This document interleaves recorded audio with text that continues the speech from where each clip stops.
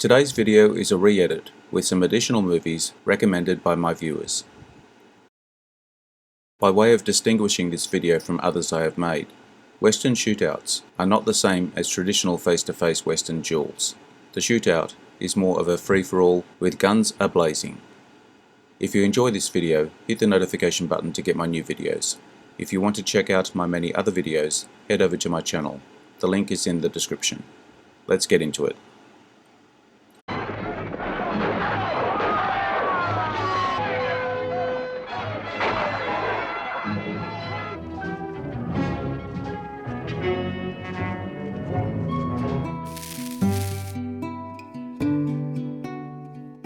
Western shootouts. Open Range, 2003. A revisionist Western directed and co-produced by Kevin Costner, starring Robert Duvall and Costner, with Annette Bening, Michael Gambon, and Michael Jetta appearing in supporting roles. An in-town shootout, the climax of a great Western. Duvall and Costner deliver a shootout worthy of any old Wild West scenario. The film was a box office success and was critically praised.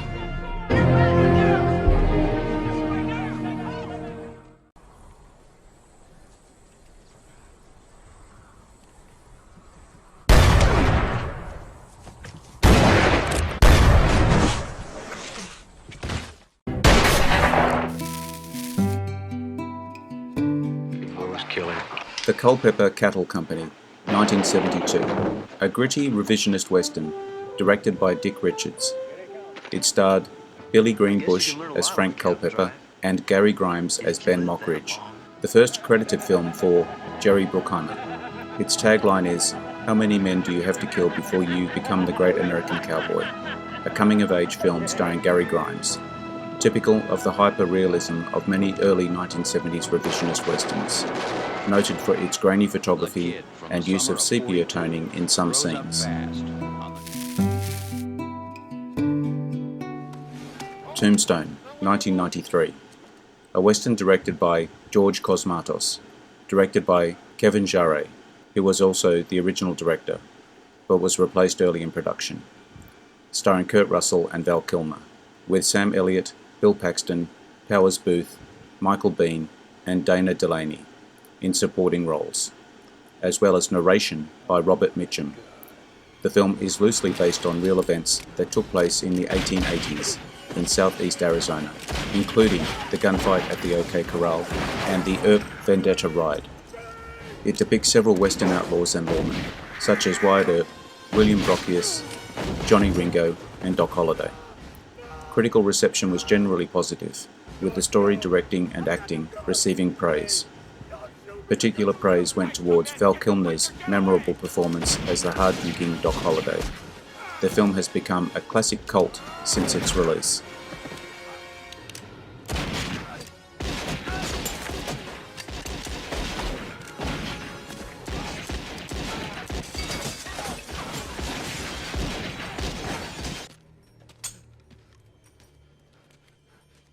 I got you now, you son of a bitch. Your daisy if you do.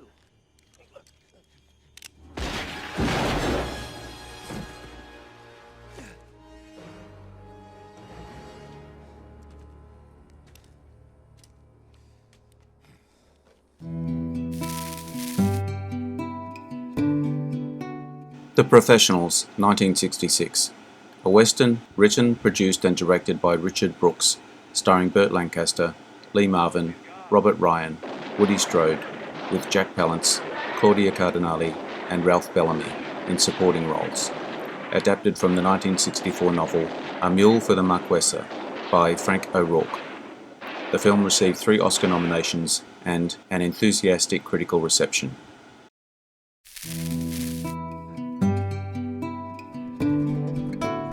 High Noon, 1952. Gary Cooper's Marshal, Will Kane, spends the majority of High Noon desperately trying to avoid his showdown with the outlaw Frank Miller, who seeks revenge for being incarcerated. In the movie's thrilling finale, Kane finally steps up to the plate and teams up with his reluctant pacifist wife, Amy, to drive Miller and his gang from the town. The shootout is full of twists and turns, from Kane getting shot off his horse to Amy choosing her husband's life over her religious beliefs and joining in the gunfight. Cooper took home an Oscar for his performance, a great black and white classic.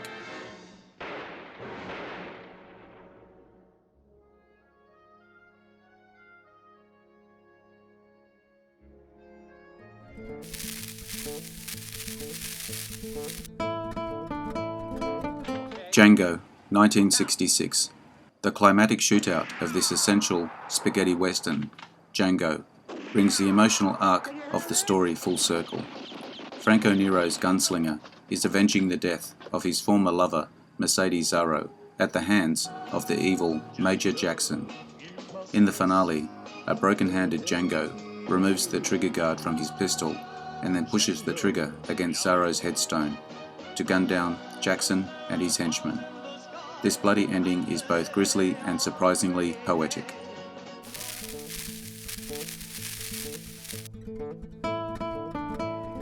Butch Cassidy and the Sundance Kid, 1969.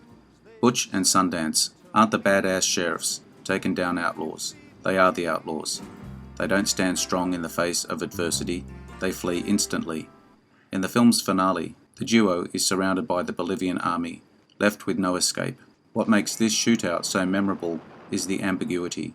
Butch and Sundance have no hope of survival, but the movie freeze frames before their inevitable death, to highlight the naive optimism they maintain in spite of facing certain doom.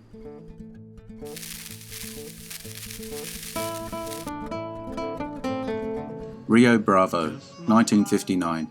For most of the film, Rio Bravo is a laid-back movie as John Wayne's sheriff, John T. Chance, sits around with his new deputies and waits for a gun-toting gang to arrive. When the gang gets to town, director Howard Hawks indulges in a high-octane shootout sequence. Chance and his two sidekicks are outnumbered by the bad guy and his men. However, they get the upper hand by blowing up some dynamite. A lot more dialogue-driven than the average Western movie. This climatic scene has more than enough action to make up for it.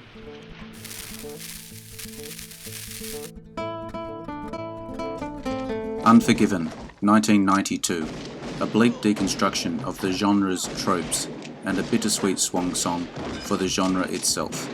The late-night shootout in which William Money guns down Little Bill and his deputies in a saloon masterfully subverts the expectations of a Western movie's final shootout.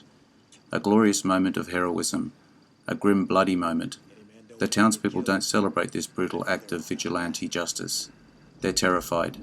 Big Whiskey doesn't become a more lawful town because its citizens are inspired to become better people. Instead, it's because Will has threatened to return if they don't.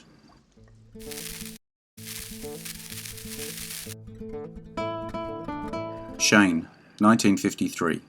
When Alan Ladd's ex-gunfighter learns that villains are planning to double-cross his employer during a late-night negotiation at a saloon, he heads into town himself to stop them.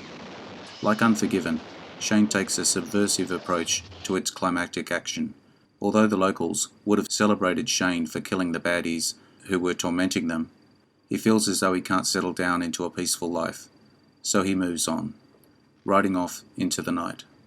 Shane had a just reason to kill Jack Wilson and the Riker brothers, but that doesn't change the fact that there's no living with a killing.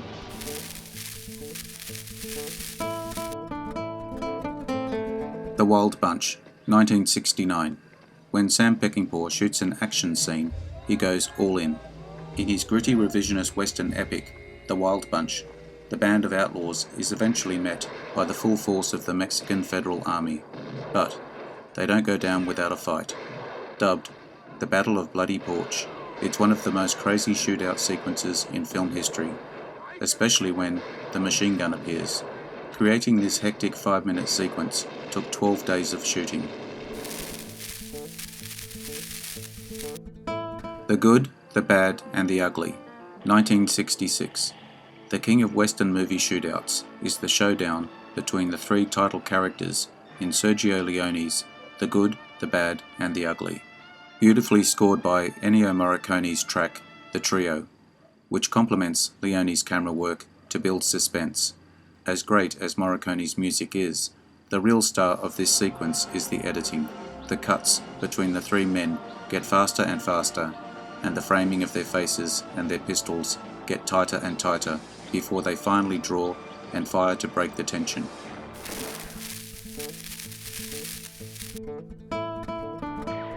The Magnificent Seven, 1960.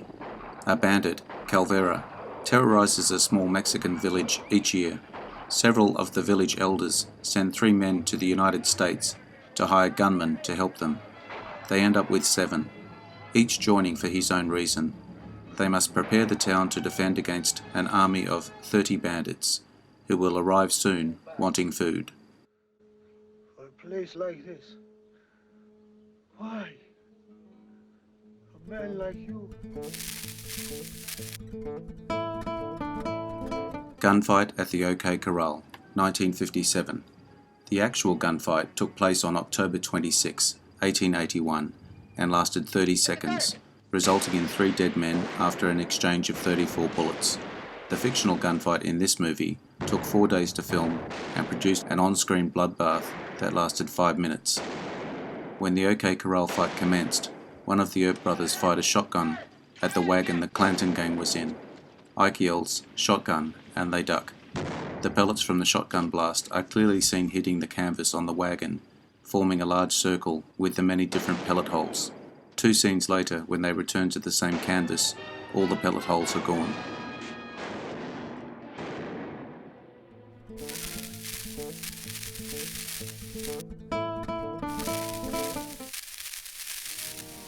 Hello to any new viewers on my channel.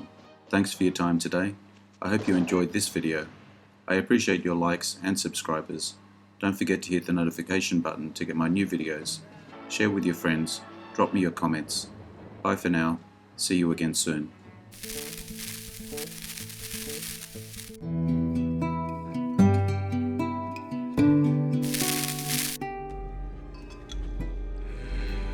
Interesting facts about famous people.